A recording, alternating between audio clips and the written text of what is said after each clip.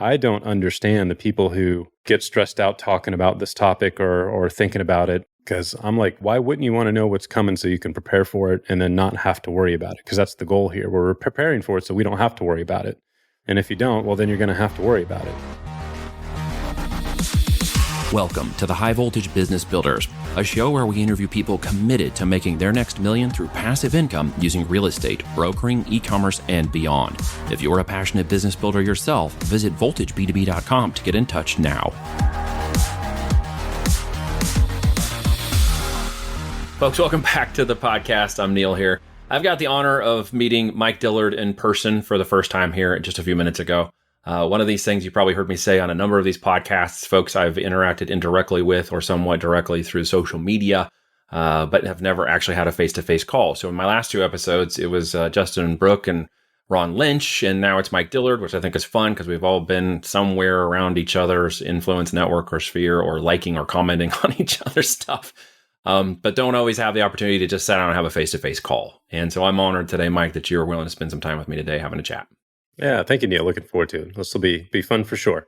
Yeah, so we were just chatting a little in the green room here before we got started of some of the conversations. Ron Lynch introduced us together, and of course, we had a very great conversation that went down a lot of rabbit holes in the last chat, so we can dig into whatever rabbit holes. I think you and I are very much on the same page in terms of life, mindset, and where things are going. And of course, we can sound at times, and I'll preface this warning as we get into this conversation, not that I'm concerned about what Mike is going to say at all.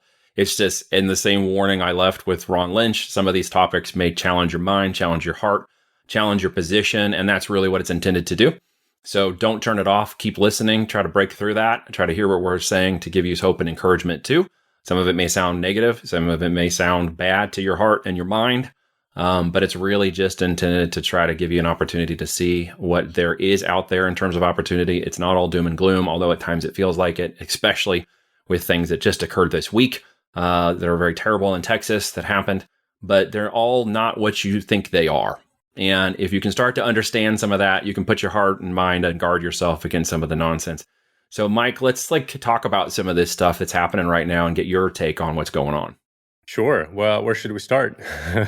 Oh gosh. Well, what's recent and current events? At this time shooting, it's Texas and what just happened, which is pretty terrible because that's hitting the nation today pretty hard. I can see it across social media. Yeah, I briefly saw the headline, a day or two ago, and that was it. And I really don't pay much attention to those events, as unfortunate as they are, just because we've seen this playbook before like a dozen times. And so I'll just say this: I wouldn't expect this to be the last one. I'd expect there to be more, and for them to be located in Texas, because Texas is basically, the last stand for gun rights and conservatives. A bit of an Alamo, isn't it? Yeah, I actually had a relative who fought and died at the Alamo, and it sucks. And they're going to point to all the things that don't matter and say that guns should be taken away. And we're going to say the same stuff we've always said, like guns don't kill people, people kill people. And at the end of the day, this comes down to, this is a crisis of pharmaceuticals. It's a crisis of indoctrination. It's a mental health crisis. It's not a gun problem. The gun was simply the tool that was used to express the mental health problem, if you will, in a very unfortunate way. So if you see that they're not talking about rational solutions to the problem, meaning putting a guard up in every public school, which could be easily done with veterans, if you don't see them talking about the pharmaceutical drugs that a significant amount of kids are on these days as a problem, then they're not talking about actually addressing the problem. They're using it as a tool in order to confiscate more power and take away our gun rights. So how'd you come to realize that, Mike? Where was your moment of epiphany that's kind of got you to this understanding that maybe some people listening here don't have yet? I think it's, for me, I've just always seen it that way. I've never seen a politician come out with a rational plan in order to solve this problem. And I've never really seen many politicians outside of Ron or Rand Paul offer anything that reasonably addresses the problem at its root core rather than the symptom. Common sense applicability, logical applicability to the problem as opposed to emotional or some other agenda-driven outcome. Yeah, I mean, I just look out at the world today and I see, specifically here in the United States, because that's where the majority of my time is spent, a population falling into trauma and psychosis. And I think that that's going to continue to escalate as these additional things start to happen. I think that you and I are kind of both expecting to see and starting to see. And it's just going to get worse and worse and worse. Yeah, so as we keep unpacking, guys, I'll warn you, these are going to sound a little gloom and doom, but there is optimism, there's hope. We're going to cover that too, but don't worry. First, we need to preface some of the things that kind of, well, get your attention, frankly, should get your attention and help you start to, see past the opportunities, no doubt about it. But Mike, as you went through that, how did you change your lifestyle and your business to adjust to some of these things? Specifically since the events in 2020, we just had a really, really strong desire to move out of the city. And I've been down the prepper hole, rabbit hole since 2008. I originally bought a 100-acre ranch outside of Austin and took that off the grid and really turned that into a home for quite a while. And then unfortunately went through a divorce and lost that and had the desire to get back out in the country again. My personal take on world events and what's happening right now are really based and founded upon the book, The Fourth Turning. I assume you've probably read it. I have heard of it. I actually haven't read that one, but I'll put that on my list. So The Fourth Turning is probably the most important book that exists right now. I first read it back in 2008. So it was written in 1995 by two scientists.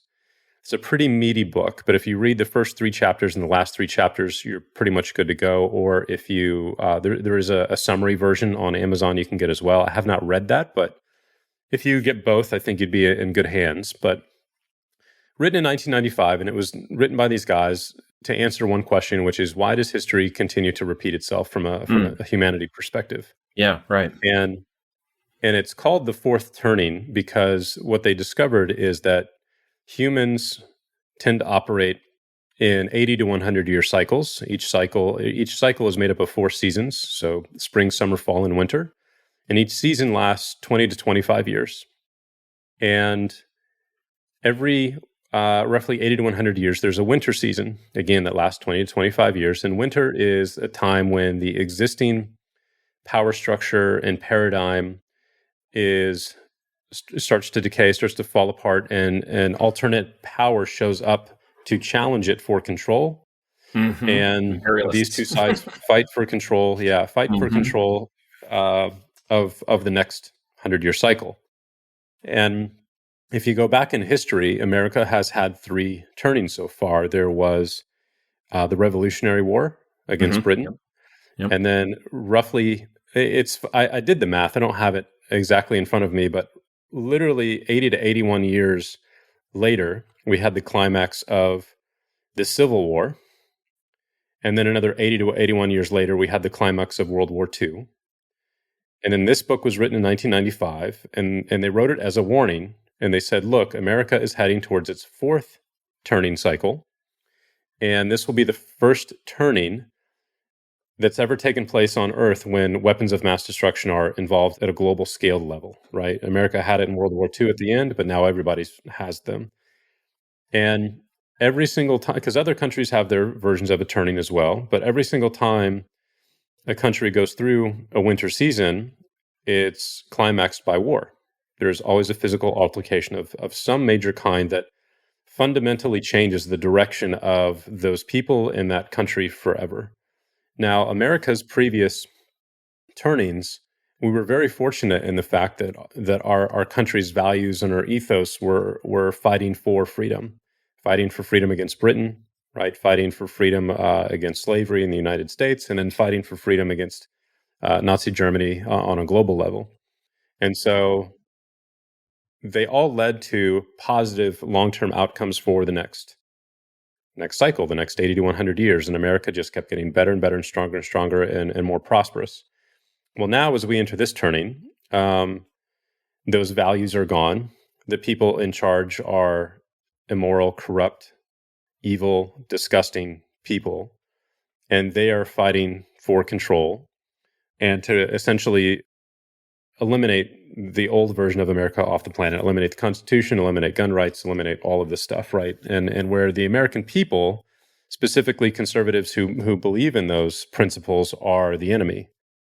And so what's really interesting is in that book, they predicted that America's fourth turning would start around 2007, 2008 with a financial crisis, that it would include a pandemic of some kind, and then it would eventually end up in a global war. That was written in 1995. Sounds like a playbook, though. Sounds like they had some insights into some agenda ideas or a plan, or maybe they're just really good at reading the tea leaves. They went back for over 2,000 years of history, and when you see the amount of research that went into it, you're like, oh, this tends to happen quite often. So history does repeat itself. Yeah, including the strategic use of pandemics for governments to take control of their people or other countries. Yeah, so, that's a historical repetitiveness. So did they, not to share the end of the book, but I suppose there's a bit of a climactic ending here happening with the pattern of behavior that's showing up in our... The ending is the warning. The ending is, hey, we don't know how this is going to end out, but if we don't do something about it, it'll most likely end in war, and this will be the first one where weapons of mass destruction are involved, and that doesn't end well, right? So, and unfortunately, that's where I see us heading pretty quickly. We're due to climax. The winter cycle is due to climax around the year 2025. So I'm going to say between 2024 and 2026 is when we should see the climax of this cycle take place. And then to the victor goes the spoils. We're either going to end up in a prison planet, or those people are going to be defeated, and we'll have a new era of prosperity and freedom. We certainly have a fight on our hands, but we'll see what happens. Yeah, it's an interesting take. It sounds, there's hope in all that. I know that, and I'm not saying you're not saying hope, so don't take this the wrong way. But I think it's one of those things where some people might hear that and just be like, holy crap, like, where do we... And I know there's an organizational, I feel it, some of my people feel it, I'm sure you've talked to people about this too, and maybe even feel it yourself. There's that little bit of moment, like, when do we act? Like, how do we organize if we were going to do anything? How do we have that historical repeating opportunity that should be presented at some point to, not necessarily in conflict, because rebellion and usually most things do change on the backside of some sort of conflict. That's an obvious history we should all pay attention to. But where do you see that lying in the next steps? And we've got obviously primaries. If you look at the political and geopolitical, where Davos is happening right now, which is kind of idiotic when they drive their private jets and land there in their big black sports cars and then pontificate to you and I about how we need to lower our carbon footprint. I'm just wondering, like, what do you see, for the rest of this year? What do you see for 2022 to 2023 if 24 and 25 are potentially those resets, that change that's coming? People have to think of it this way, and this is a really big shift for me. What is required for positive change to take place is the single biggest wake up of society on a global level that's ever taken place.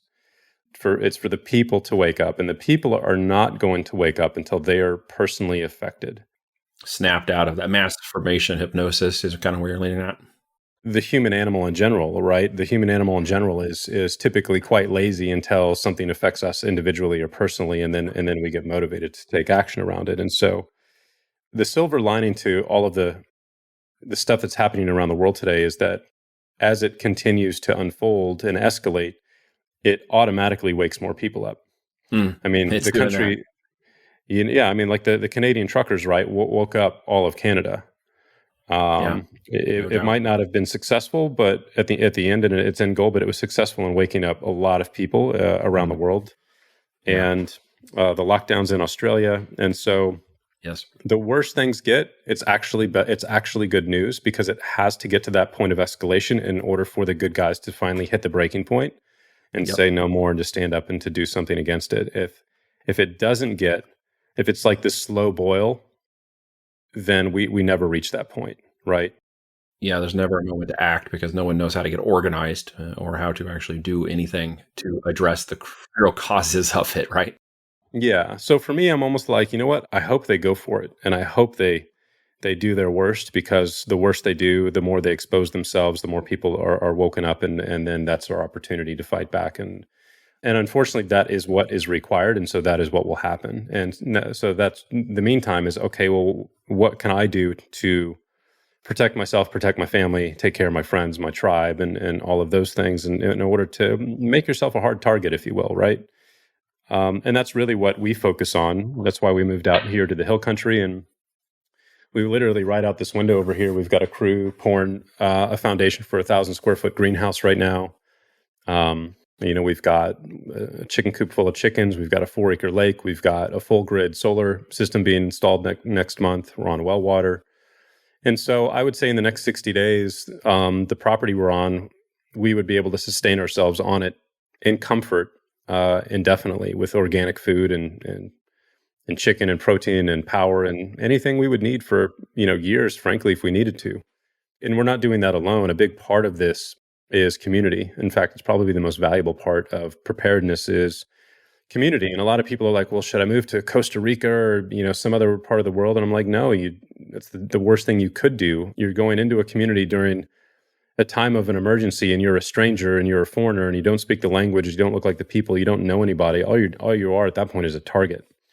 And so we have, a group of 12 to 20 really good friends who, if and when something were to require, them to come out to the country, who, have a place to stay here and they contribute to what we're building. And everybody is, training. I'm an owner of a gun range here in Austin. And that's something we do quite often. And everybody's leveling up their skill sets. And in the meantime, again, we're building a brand new podcast studio and building for the future at the same time. So that's very cool. Yeah, no, man, that resonates with me wholly. We are on well water, whereas a rain and grow season is long. Our community is literally everybody in the acreage around us, including family who are out here on the same plots as us.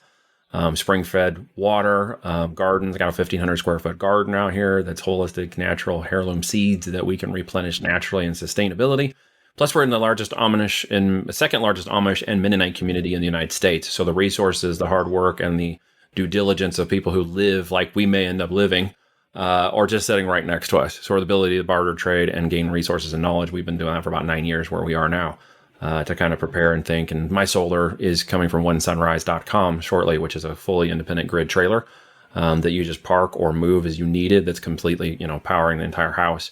It's not a fixed installation. It can be moved anywhere, which is pretty cool. So we're kind of developing those technologies and stuff. That's my company, and we're developing that too. To give people that opportunity to give a little bit more security with power. But now that is one of the things I also balance out, because you mentioned the world we live in is a opportunistic nuclear thing, and everybody's so freaking out about nuclear. Now, having read the book by William Forsythe, 1 Second After, and looking into that production and how Newt Gingrich brought it before Congress in the 90s, and stop me if you've heard this, about how the whole congressional thing for the EMP grid was there and how they had done this entire study to prove the vulnerability, and that truly, if these folks are as imperialistic and evil opportunists as they actually are, they just want to get rid of us. They don't want to get rid of the infrastructure. So nuclear is kind of off the table, in my opinion. And EMP is on the table. And if you don't know what that is, folks, go look it up, because now with hypersonic technology, being literally thrown in front of our faces, a weapon can show up in America in a matter of seconds, undetected, before anybody knows what happens, and boom, an EMP takes us back to the Stone Age. So my philosophy when it comes to prepping is, if you prepare for the worst case scenario, you're automatically prepared for everything else. I'm going to worst case. and the worst case scenario is an EMP. EMP is the worst case scenario I can think of, in which we're literally knocked back to the Stone Age. What the CIA says, 9 meals to the end. Yes. 3 days. Yes. And now, at that point, it kind of gets pretty crappy after that. Now, here's what people don't realize. You mentioned the missile thing, right? There are EMPs flying over our head right now, and probably have been for decades, every 10 minutes. Yeah, that's exactly right.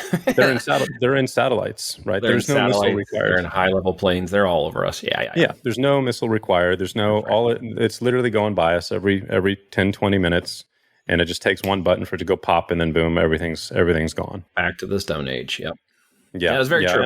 But the hypersonic thing is very fascinating, because maybe it's a little sleight of hand. Although, weapons that move at 7,000 miles an hour are a little weird, a little scary, a little too futuristic for me. Yeah. So growing food, obviously, and getting things together, putting your YouTube studio online. What is it you're going to be doing a lot of broadcasting about from that studio? Ironically, it's going to be a lot about just personal growth and development, as if the world is going to be fine, right?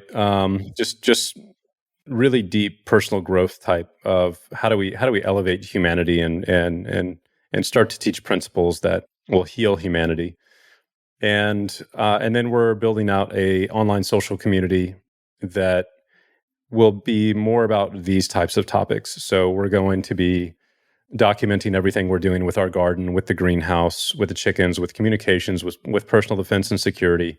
And then that will provide a community platform for, ideally tens of thousands of people around the country, around the world to network together, to share their knowledge, to share their expertise, and to build a network. We're going to start doing lessons on ham radio communications for folks and literally set up a nationwide and/or global network within that community from a communications perspective. I'm actually looking at some of that right now. So you're going to have to give me some insights and put me on your list, because I was looking at some of the ham radio stuff the other day. Yeah, I'm getting educated on it myself. And here's something to think about that I've learned recently from a friend around ham radio stuff is when you get involved with ham, the first thing that you hear, that you read about, is that you have to get a license. You have to take a test and get a license.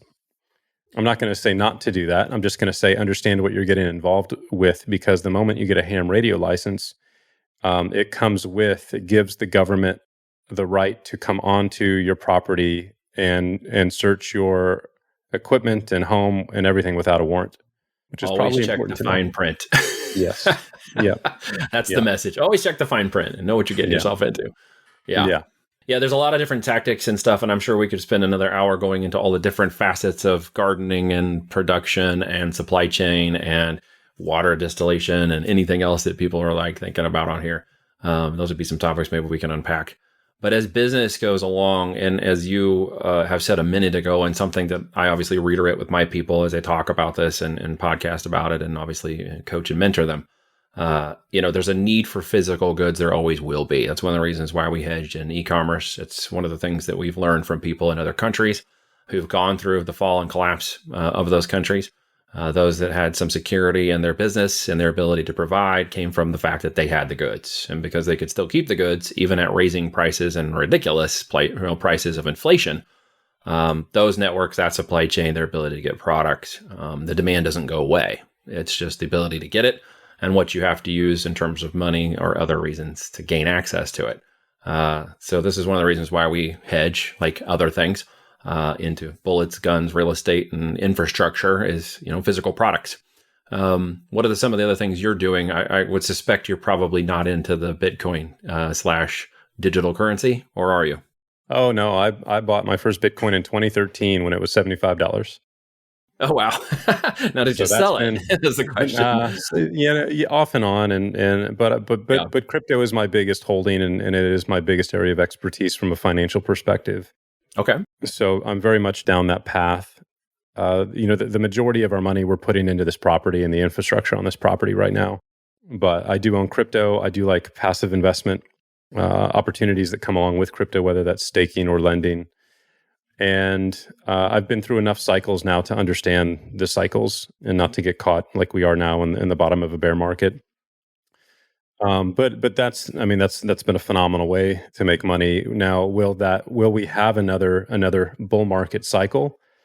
I don't know. That is very much up in the air because, the last time we had one, there was trillions of dollars in stimulus from, CV being pumped into the economy, and that's gone now. Now interest rates are going up, stocks are going down. So unless something fundamentally changes, meaning they start to lower interest rates again or they start to pump in stimulus, I think we're in for a really significant drawdown in the stock market and in the crypto markets in the months or years ahead. This could very easily turn into a massive, massive crash in all markets, and that tends to be one of the catalysts that leads to war. Yeah, you got a whole real estate thing too happening about the forbearances and the things that are occurring with capital gains and stuff people don't recognize from, well, my house was worth, $250, but now it's worth $500. Yay, I have all this equity in my house. There's this little thing in your mortgage contract that says they can come back and, renegotiate that as the minute they want to. And then guess what? You got a taxable event on your property, and that's where forbearances are about to wreck something around 2 million people when that actually comes to bear. That's just part of a real estate bubble that's going to happen. I've got a lot of friends involved in the real estate market. Well, there's that, and then there's food, right? So I wrote a post on Facebook a year ago, and I said 2022 is going to be the year of global famine. I think I may have been off by about 6 months. I think the end of this year, beginning of 2023 is when that's really going to hit. But that's something that I've been tracking very, very, very closely, and it is by far and away 100% manufactured event. One of their agendas is to destroy the protein industry. They want to destroy pork, beef, chicken. All the alternatives, the manufactured nonsense they're creating right now. Yeah. Cows are bad, all this stuff. Yeah. It's going to get to a point here by the end of the year where they're going to say, we have enough, grain and food left to feed you or to feed these animals. Which would you like? And so obviously they're going to say people, and they're going to start to slaughter all of the animals or let them die or whatever it may be. And those are going to become luxuries like caviar. And then they're going to use that food shortage, as they are already starting to do right now in Iran, to implement a digital ID, which is required in order for you to go and either get food stamps or go to a bread line or whatever to get food, and that's gonna start to roll out everywhere. And unlike CV, you and I can stay vaccine free for the most part. A lot of people, they're not going to say no if they're starving. Yeah, so true. Being cornered. Mm-hmm. Yeah, so a big part of what we're doing is just trying to get people to start growing their own food and taking care of that, which is harder than you think. No, I actually understand that. If you have tried to raise vegetables and you think it's this wonderful, magnificent thing, and as a family of 6 that you can spend 2 raised beds and you got enough food, you are woefully unprepared in your mind and your opportunities, as well as the ground and the time it takes and things that fail and don't grow as well as you think they're going to grow and the bugs that eat it. And it may sound very obvious if you're listening to this. Oh yeah, sure, I get all that, Neil. Yeah, you have no idea until you work it.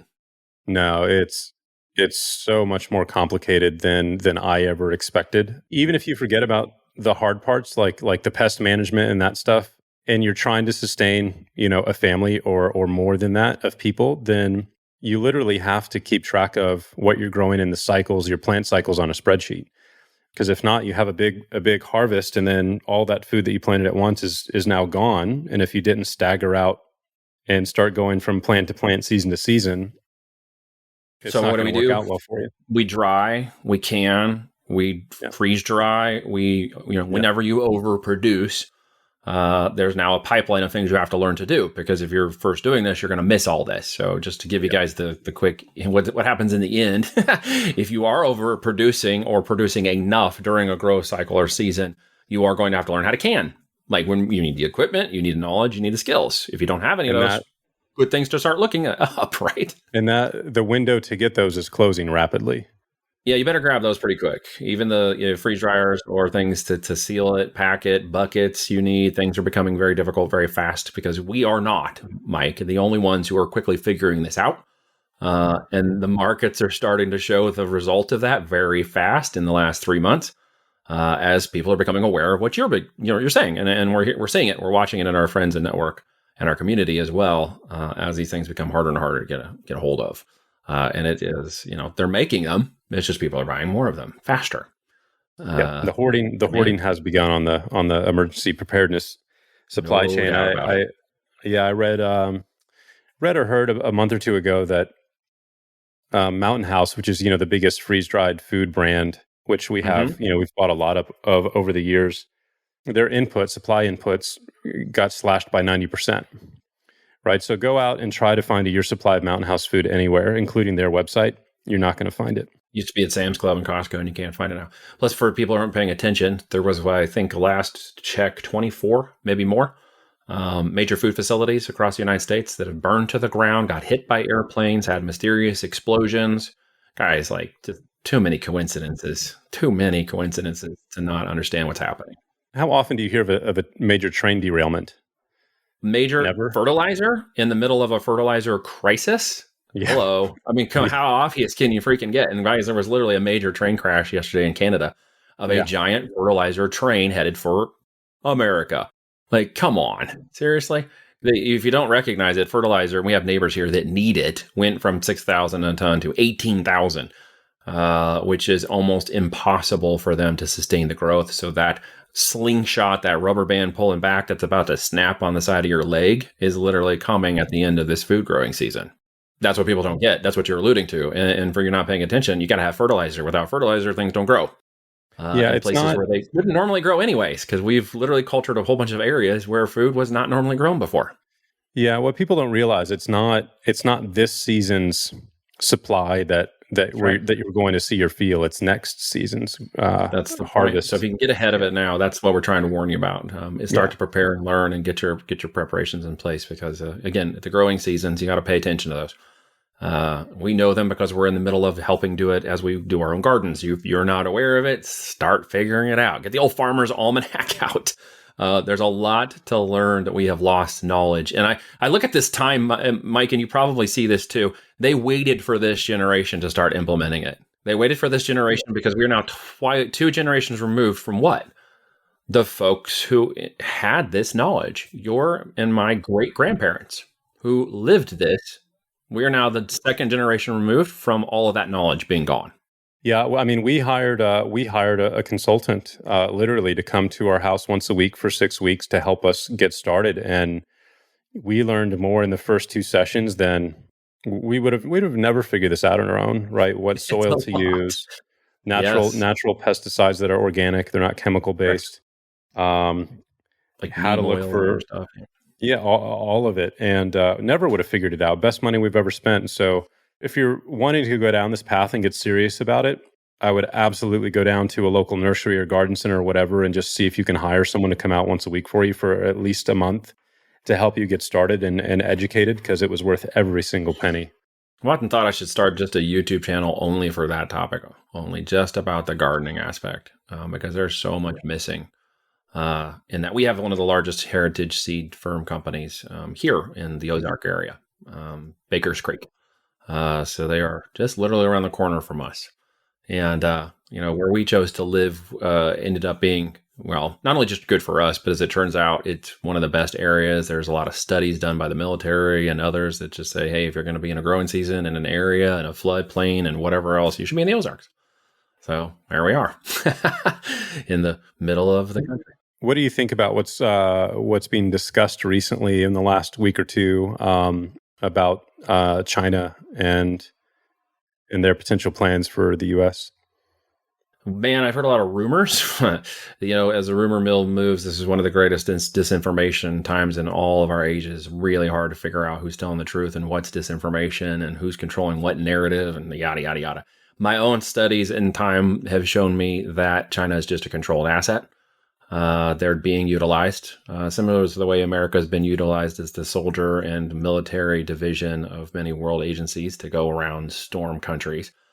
Using our poor soldiers and military as the muscle.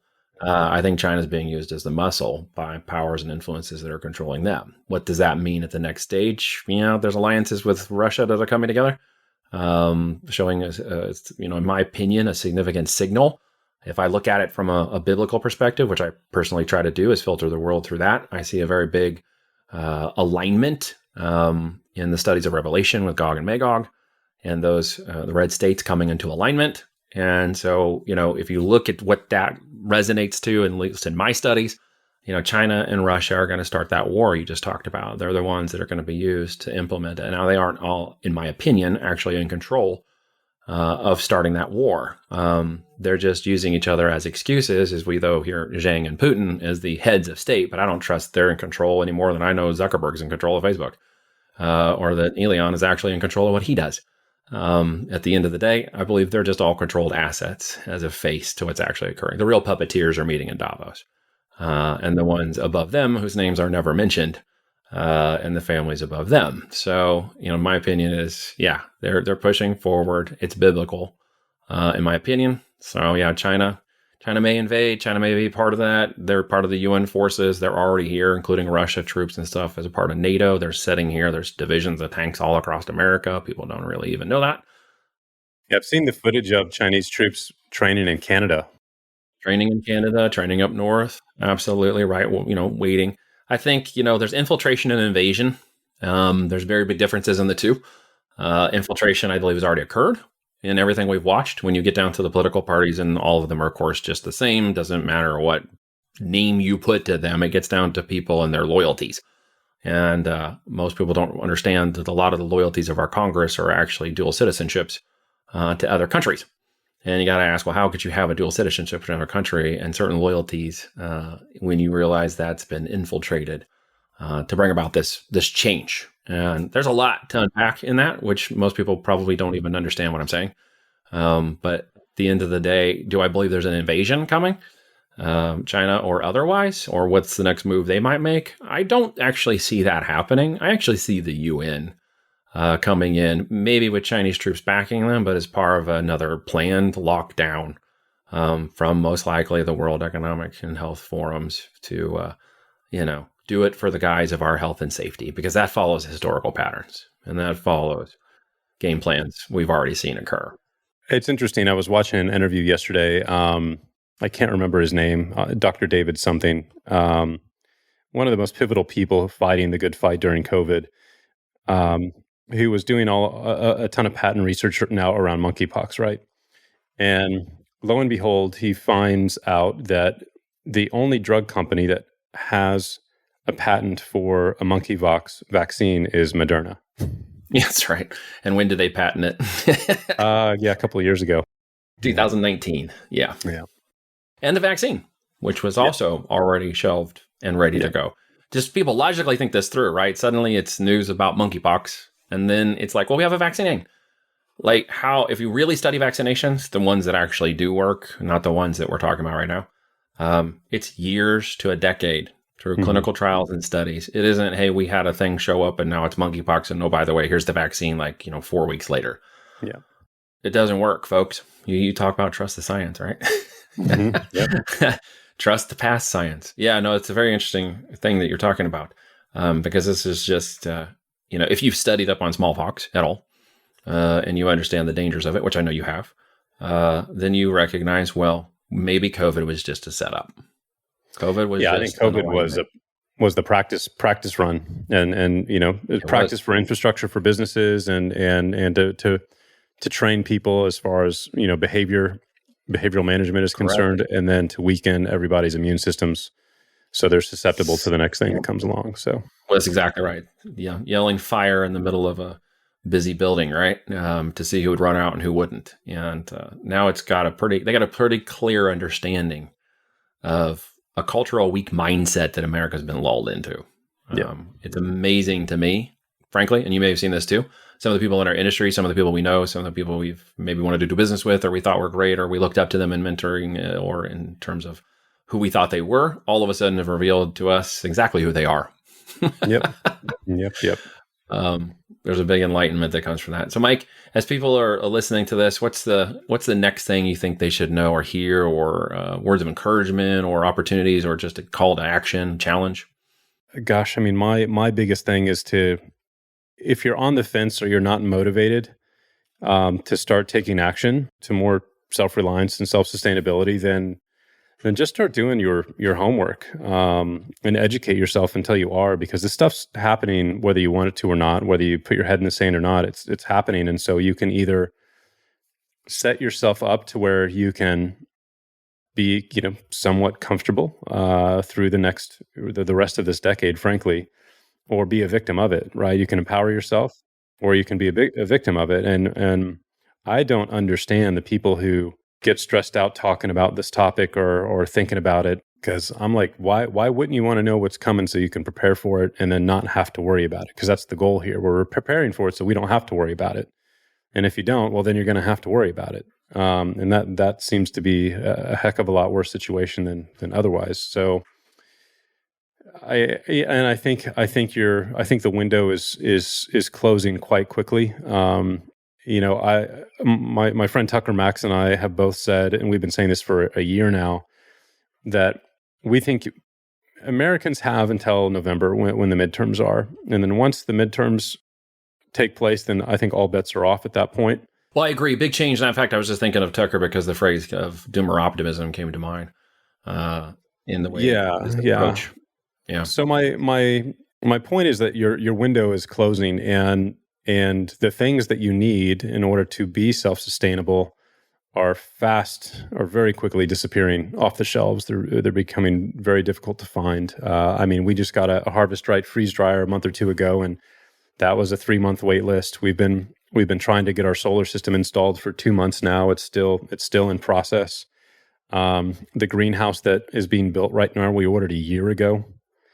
And to get this thing up and running. And so if you think that you're going to wait until you start to see a reason to take action, then you're far too late, because people like us have already acquired the things that are needed in order to be self-sustainable. And so I would get motivated. I mean, we look at what happened during COVID, right? And it was all about the N95 mask, and the antivirals and things like that. And I guarantee you, within a couple of months here, it's going to be latex gloves.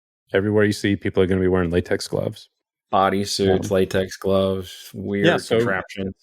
And if you want that kind of protection, then you should buy those things now.